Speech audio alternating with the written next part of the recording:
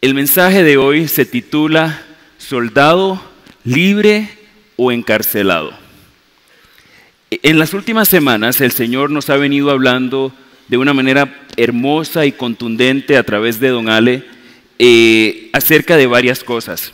Él nos ha venido hablando de que Él quiere hacer cosas nuevas y que Él quiere darnos un vino nuevo, pero que Él no puede poner un vino nuevo en odres viejos. Él nos ha venido diciendo que cuando uno pone un vino nuevo en un odre viejo, en realidad ese odre no soporta la reacción química que ese vino nuevo va a generar y lo termina desbaratando. Cuando Dios va a hacer algo nuevo, Él lo hace completo, porque nuestro Dios no hace nada a medias. ¿Cuántos saben que nuestro Dios no hace absolutamente nada a medias?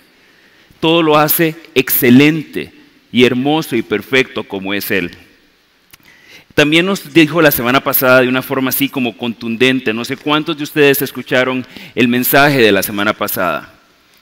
Estuvo extraordinario, y si usted no tuvo la oportunidad de escucharlo, yo lo invito a que usted entre a nuestra página www.paz.cr y que escuche los mensajes anteriores y en particular el de la semana pasada que estuvo extraordinario.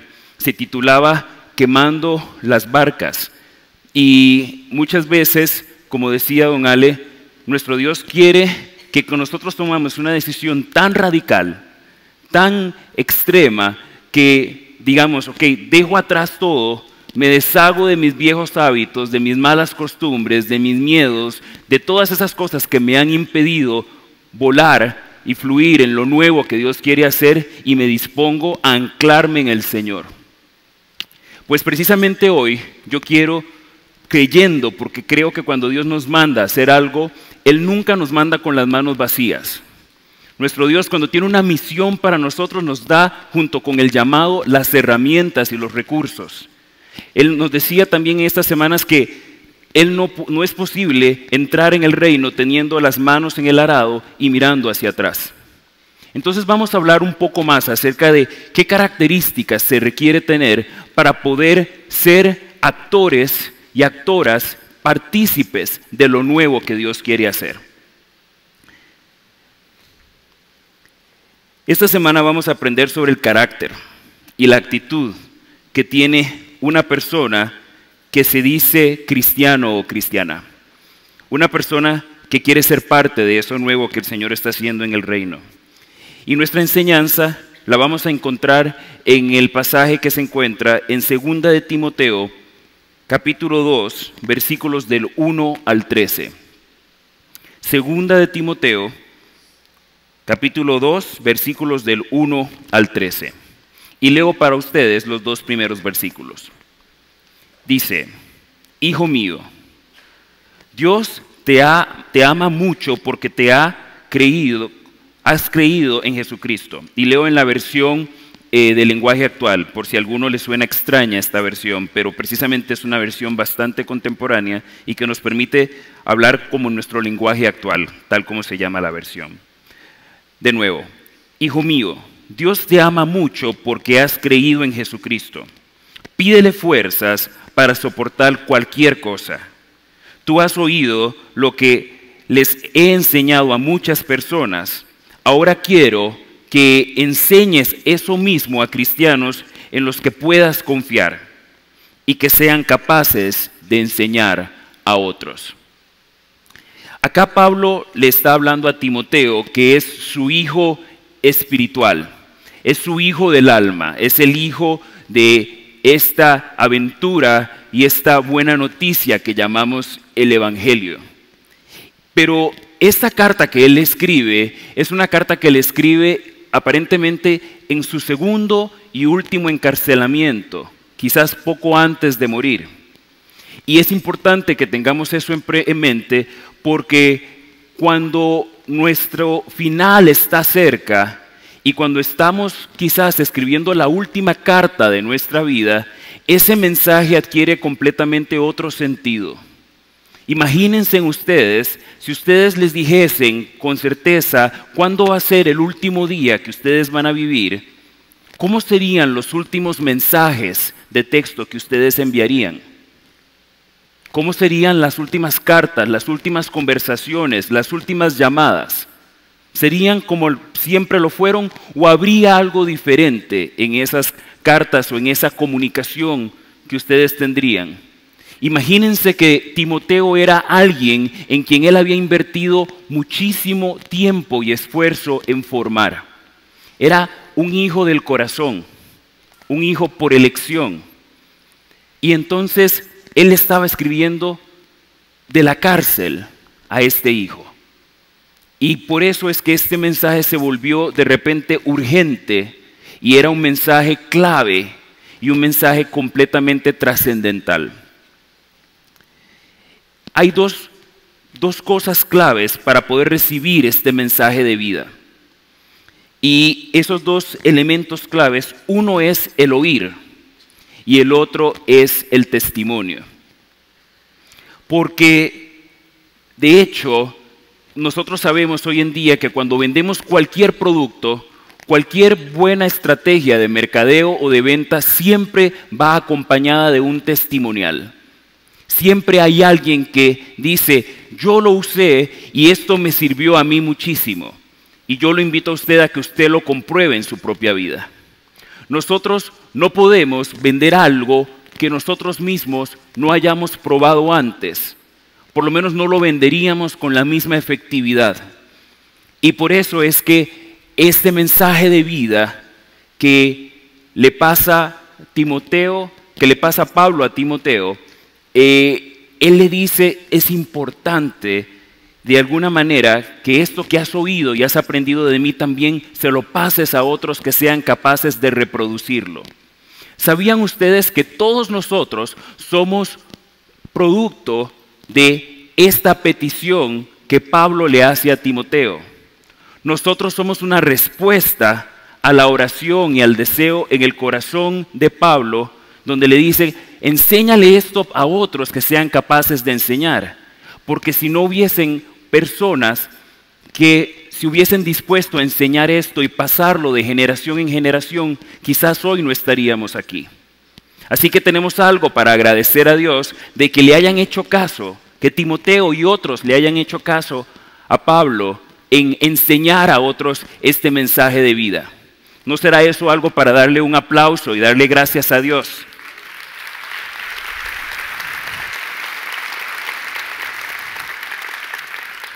Todo cristiano debe transmitir el mensaje que recibió. Y nosotros, cuando nos volvemos transmisores de ese mensaje, nos volvemos algo así como los muchachos que andan por las calles que las empresas contratan para repartir volantes. Como esos vendedores que van puerta por puerta y dejan mensajes diciéndole a la gente, vean, hay un producto nuevo, un servicio nuevo en la comunidad que está disponible para ustedes.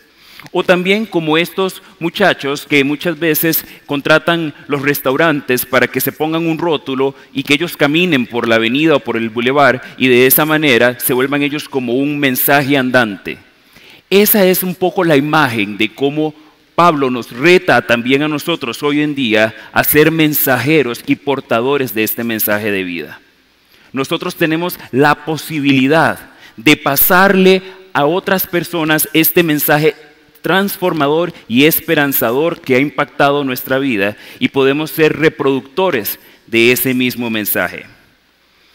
Este mensaje, además, es un mensaje que es urgente, sin duda, más en este tiempo que vivimos con tanta angustia, con tanta desesperanza, con tanto vacío y tanta muerte.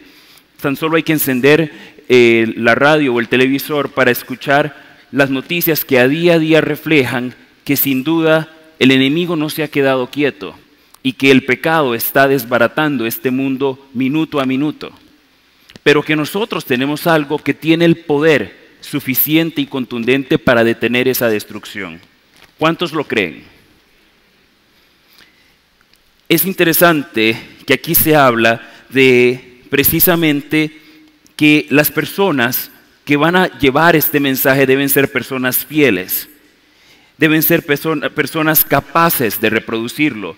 Y cuando vemos el sentido original en el griego de lo que la palabra fiel representa, hay tres connotaciones que surgen. Una de ellas es que una persona que es fiel es una persona que está creyendo. Y lo dice como una acción continua y permanente. También dice que es una persona que es leal. Y también dice que es una persona confiable. Si yo estuviese en la cárcel, y yo no sé si alguno de ustedes alguna vez lo ha estado, creo que no es importante en este momento decirlo, y yo tuviese que enviar un mensaje de vida o muerte a otra persona, ¿qué mensajero utilizaría yo para cerciorarme de que ese mensaje llegue a su destino? Probablemente buscaría a la persona más ágil, más rápida, más confiable, la persona mejor equipada para que ese mensaje con certeza llegue tal como nació en mi corazón para que llegue a su destino. Pues pareciera ser que Dios pensó que cada uno de ustedes aquí es una persona que cumple con ese perfil. Que ustedes pueden ser portadores de ese mensaje. Que ustedes pueden ser esas vasijas de honra, como cantábamos hoy. Y que pueden ser ustedes quienes lleven de esa agua de vida a quienes tienen sed y a quienes tienen hambre de justicia, de verdad y de libertad. Es por eso que nosotros precisamente estamos, si no lo han notado ya, en este año ha habido como un resurgir o un énfasis mayor todavía en el trabajo de las casas paz. Porque precisamente hay una conciencia en nuestra iglesia de que el crecimiento no lo da el vernos una vez por semana y reunirnos en este lugar. Que hay que sembrar más personalizadamente, más íntimamente. Y nosotros hemos tenido la oportunidad, mi esposa y yo, de abrir una casa paz por primera vez este año y lo estamos disfrutando muchísimo. Y además nos hemos sorprendido de ver la respuesta de Dios a nuestras oraciones y las oraciones de nuestra comunidad semana a semana. Y es extraordinario el caminar juntos como una familia, ya no solo ella y yo, sino las personas que se reúnen y que ya las sentimos como familia porque se reúnen en nuestra casa. Así que si ustedes no participan de una casa paz, les invito, están a tiempo todavía de hacerlo e incorporarse. Apenas llevamos 3 semanas de estarnos reuniendo y realmente sabemos que no somos los únicos, que hemos sido testigos de cosas extraordinarias que el Señor está haciendo. Porque precisamente estamos tratando de enseñar, como dice nuestro eslogan como comunidad, enseñar a vivir conforme a los preceptos de nuestro Señor.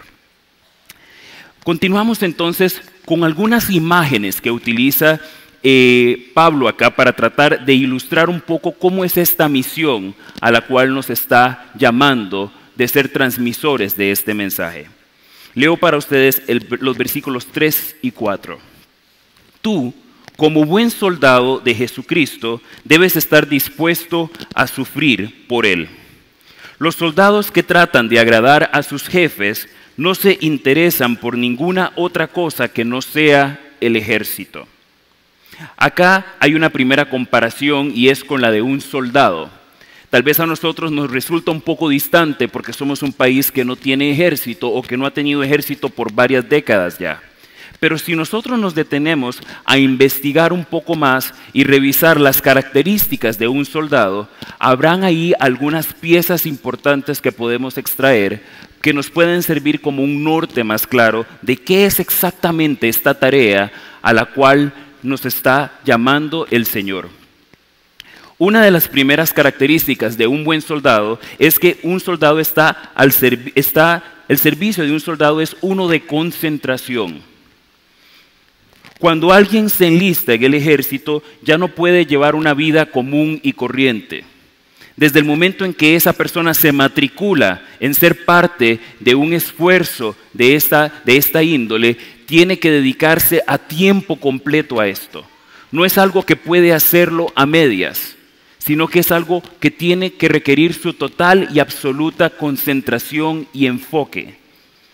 Un soldado se dedica al 100% en su labor y no puede hacer nada más mientras esté de servicio. Los cristianos, también nosotros, necesitamos concentrarnos así en nuestra fe, como un estilo de vida. Y cuando hablamos de concentrarnos en esto, no estoy hablando de pasar metidos los 7 días de la semana en este edificio, sino que estoy hablando de adoptarlo como un estilo de vida, como una forma de operar, como una forma de ver la vida, como una forma de hacer todo lo que hacemos. Esto quiere decir que si estudiamos o trabajamos, debemos hacerlo con excelencia y que aún en medio de ese trabajo y ese estudio debemos manifestar la gloria de Dios. Y debemos ser testigos de que los hombres y mujeres que seguimos a Cristo también somos excelentes en todo lo que emprendemos y todo lo que hacemos. A veces usamos también nuestra fe como una excusa para ser mediocres. Y lamento decirles que nuestro Dios no tiene ni un pelo de mediocre. No hace nada a medias. Y nosotros que decimos seguirlo, tampoco podemos hacerlo. El soldado se le requiere ser obediente. Y esas primeras semanas o esos primeros meses de entrenamiento, lo que en inglés llaman bootcamp, que es ese trabajo intenso donde pareciera que los están machacando y machacando, una de las intenciones que esto busca tener es enseñarnos como soldados a ser obedientes, a seguir órdenes sin cuestionarlas. Porque esa obediencia puede ser la diferencia entre la vida y la muerte estando en la guerra. Un soldado tiene que seguir las instrucciones de su comandante y tenerle absoluta y total confianza, creyendo que su superior tiene una visión panorámica que él o ella no tienen desde la trinchera. Y necesita creer que quien está dando las instrucciones está viendo algo y que cree que esa instrucción es la instrucción precisa para poder implementar la estrategia y poder tener la victoria en esta guerra. Muchas veces, y les pregunto a ustedes, ¿cuántos de ustedes les cuesta creer sin ver? No se escondan, si no pido que enciendan las luces y los empiezo a llamar por nombre. ¿Cuántos de ustedes, poniéndose la mano en el corazón, reconocen que les cuesta o que nos cuesta de vez en cuando poder creer sin ver? Creo que Dios lo sabe muy bien. Y si le pasó a Pedro, le podría pasar a cualquiera de nosotros. Pero si nosotros vamos a ser soldados, tenemos que empezar a cambiar nuestra manera de pensar. Como dicen Romanos, tenemos que renovar nuestra forma de pensar para cambiar nuestra manera de vivir. Y si estamos en una guerra, y lamento decirles que la estamos en un tiempo de guerra espiritual, la única diferencia, lo que va a hacer la diferencia para poder salir victoriosos en esta guerra, precisamente va a ser el que podamos ser personas obedientes, personas y seguidores íntegros y obedientes a nuestro comandante que es el Señor. También a un soldado se le requiere hacer sacrificios. Al cristiano se le pide sacrificarse a sí mismo, sus deseos y sus planes para seguir a Dios y para servir a su prójimo. Tal vez Dios nos pida a nosotros que dejemos de lado las cosas que a nosotros nos gusta hacer para darle prioridad a las cosas que Él nos está llamando a hacer. Su palabra afirma que sus caminos y sus pensamientos son superiores a los nuestros. Y a veces nosotros somos tan arrogantes, nos creemos la gran cosa y creemos saber algo o entender algo que Dios no sabe.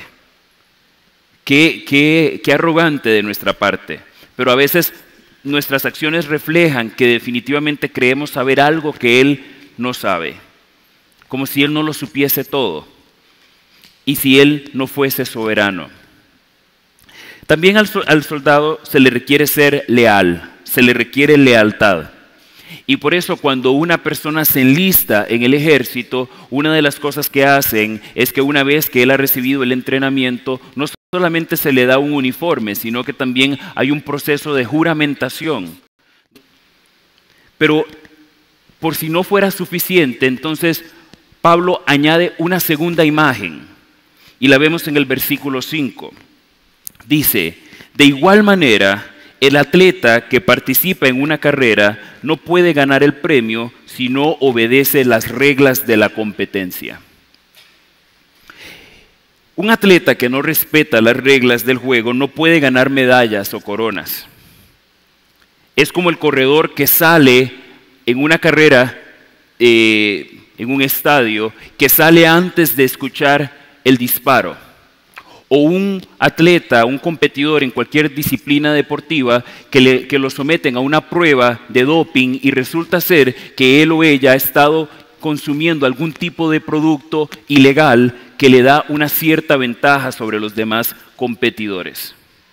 Cualquiera que es sorprendido en una situación así simplemente no puede participar de una competencia. Y también nosotros, como atletas de Cristo, también tenemos reglas que seguir. En el griego existe la palabra o la frase atleta nóminos, algo así. Y hace referencia a un atleta que es profesional. Un atleta que lo hace como profesión y no solamente como un hobby, y que no es solamente un novato o alguien que es amateur.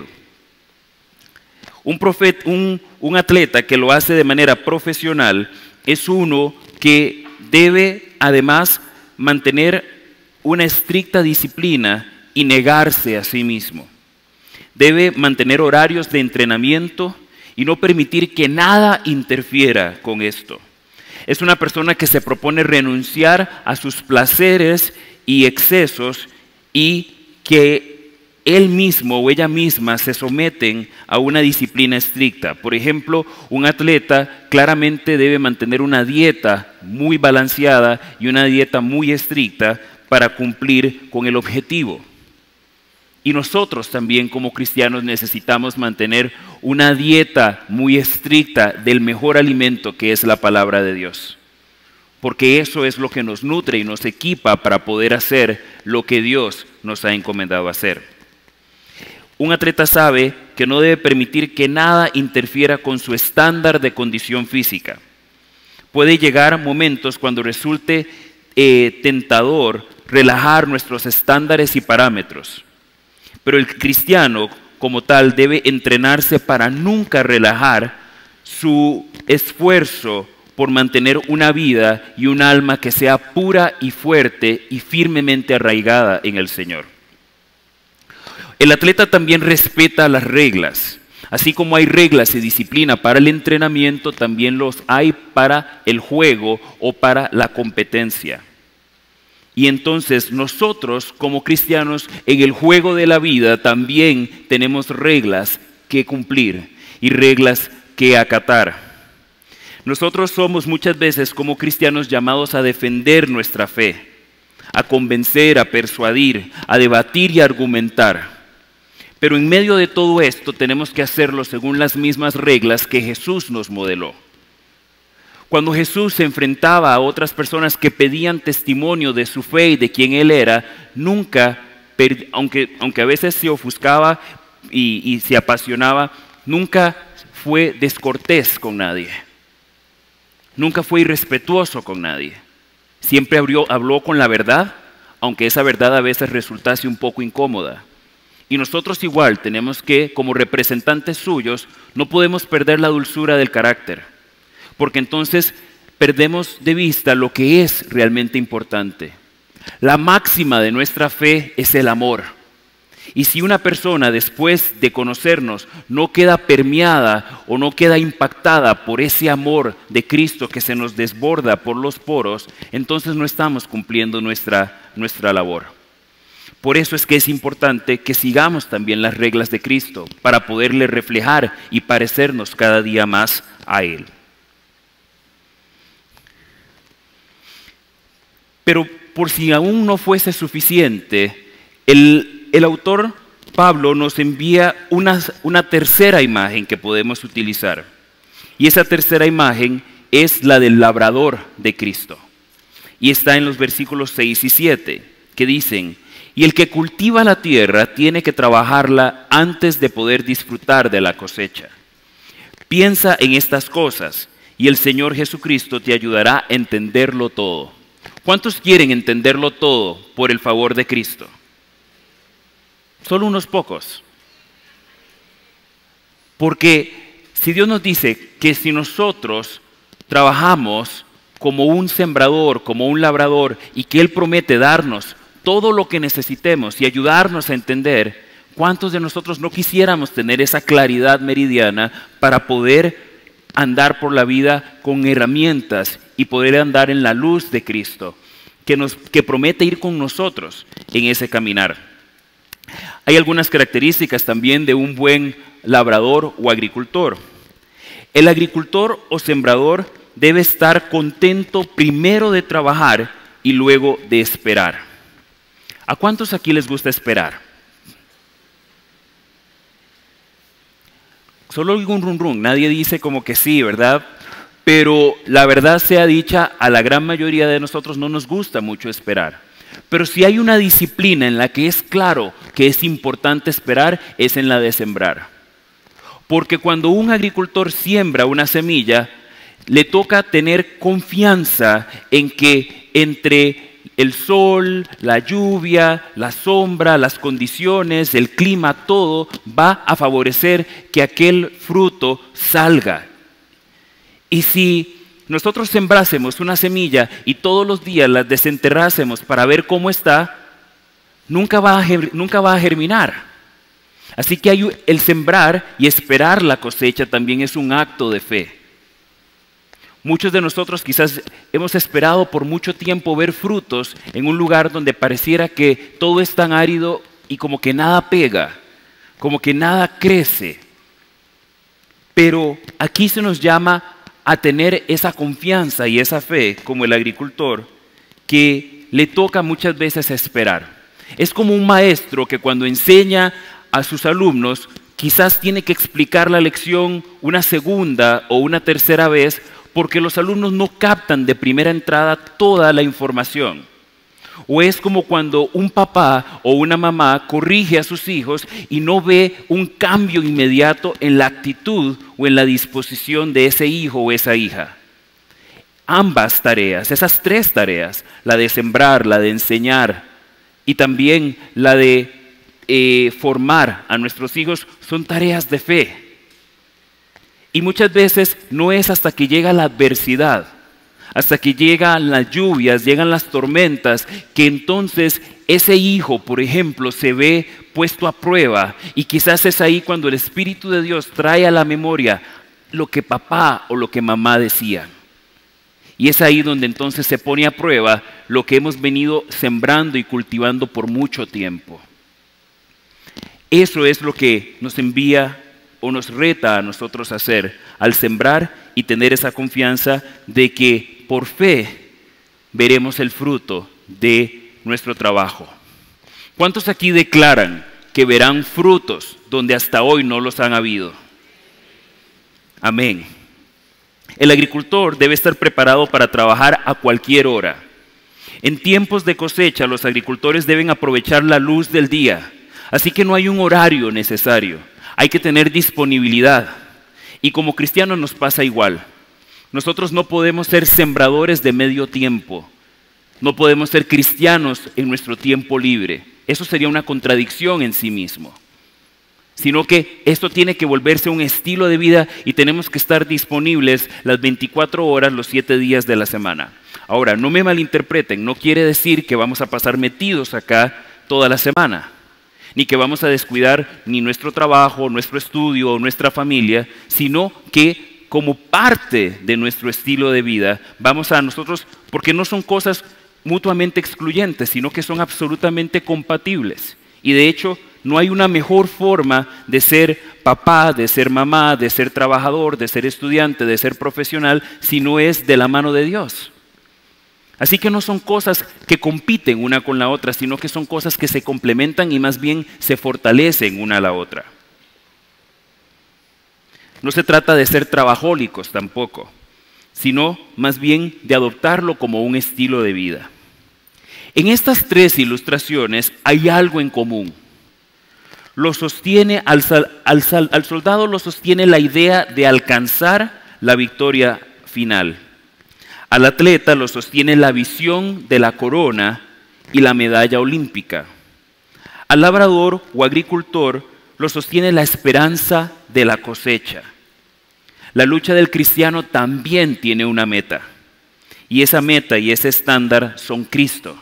Son llegar a la medida y a la estatura de Él. Sabemos que tendremos nuestro galardón y nuestro gozo en la presencia de Dios.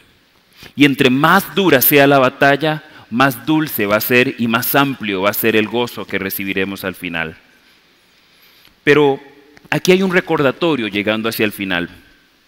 En los versículos del 8 al 10 dice lo siguiente: acuérdate de Jesucristo, según la buena noticia que yo enseño. Jesús era de la familia del rey David, y aun cuando murió, resucitó. Para anunciar esta buena noticia, sufro mucho y estoy en la cárcel. Me tienen encadenado como si fuera yo un criminal, pero el mensaje de Dios no está encadenado. Por esta razón soporto toda clase de sufrimientos para que los que Dios ha elegido se salven y reciban la vida eterna que Cristo ofrece junto a Dios. Aquí hay varios recordatorios. El primero de ellos es que Pablo nos recuerda a todos nosotros que Jesús resucitó de los muertos. Y cuando vemos el sentido original de la palabra resucitó, la conjugación del verbo, la conjugación más acertada es resucitando. Como que es algo que está sucediendo constantemente y que es un estado permanente y presente. Entonces, aquí el reto está en que nosotros no estamos viviendo como cristianos de un recuerdo del pasado, sino que estamos viviendo de algo que está sucediendo todavía.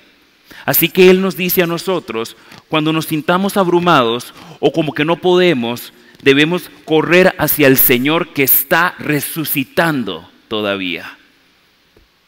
Que cuando nos sintamos con temor, cuando nos asalten las dudas, cuando nos sintamos deprimidos, debemos recordar a este Señor que todos los días resucita en quienes le creen y en quienes son esa tierra fértil donde esa palabra da su fruto.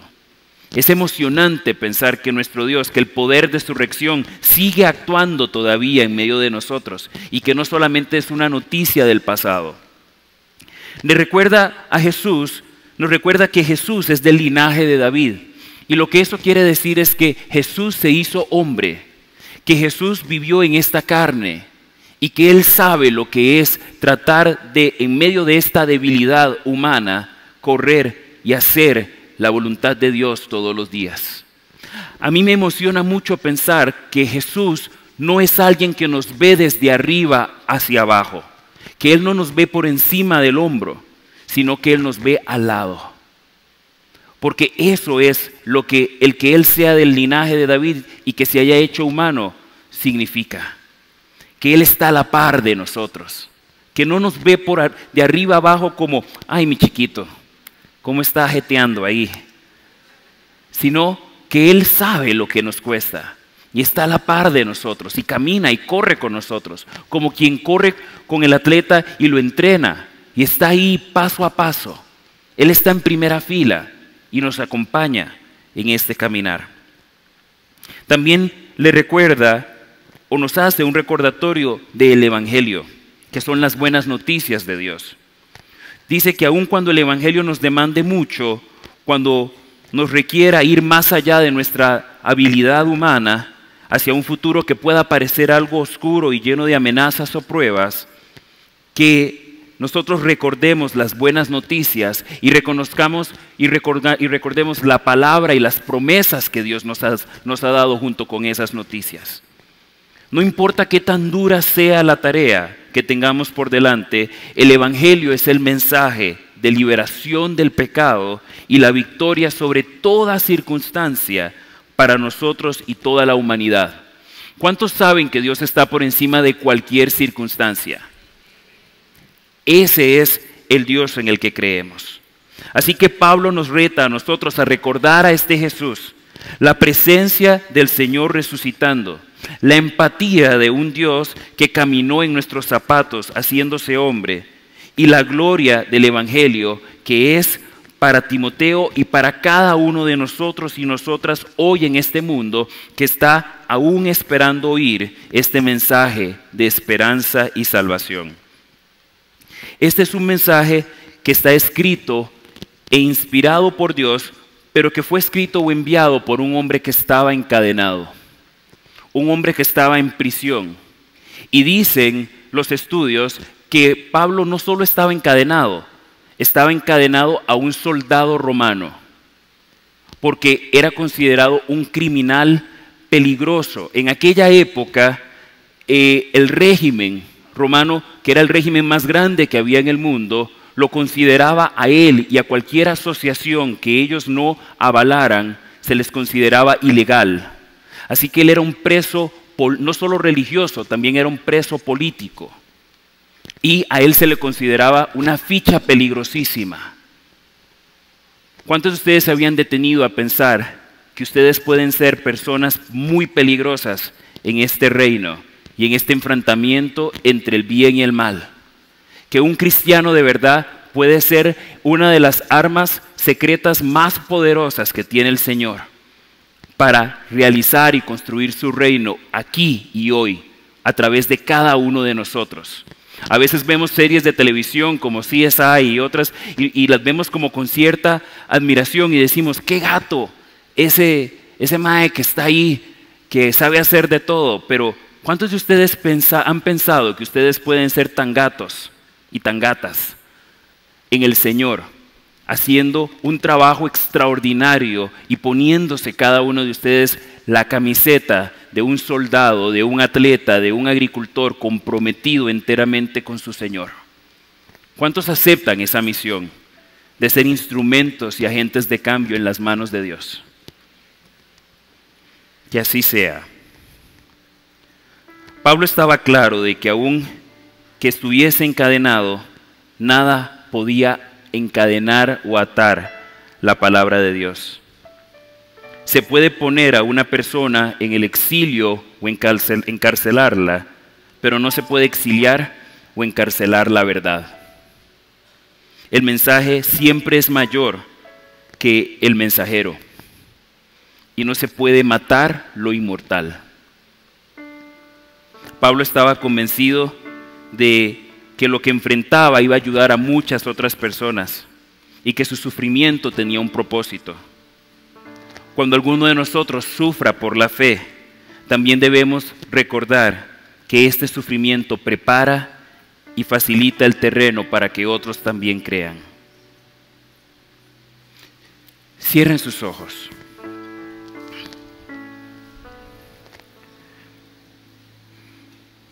Los últimos versículos dicen, esto es verdad, si morimos por Cristo, también viviremos por Él. Si soportamos los sufrimientos, compartiremos su reino. Si decimos que no le conocemos, también Él dirá que no nos conoce. Y cuando no seamos fieles, Cristo permanece fiel, porque Él jamás rompe su promesa. Pablo estaba encarcelado por su fe, pero era libre en Cristo.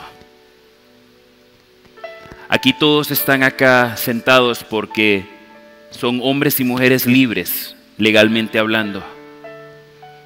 Pero quizás algunos de ustedes sigan estando encarcelados y llevando un grillete en su interior. Por eso yo les pregunto hoy, y yo te pregunto a ti hoy, ¿cuál es tu cárcel? ¿Cuál es tu prisión? ¿Qué te mantiene atado o atada? ¿De qué o de quién te sientes aún aferrado? ¿Qué te impide moverte? ¿Será el temor? ¿Será la duda? ¿Serán las deudas? ¿Será tu razón o lógica humana? ¿Será el que dirán? ¿La tradición familiar? ¿El aferrarte a lo material? ¿Tu carne? ¿Algún pecado de tu predilección? ¿O algún vicio? ¿O simplemente será esta sociedad?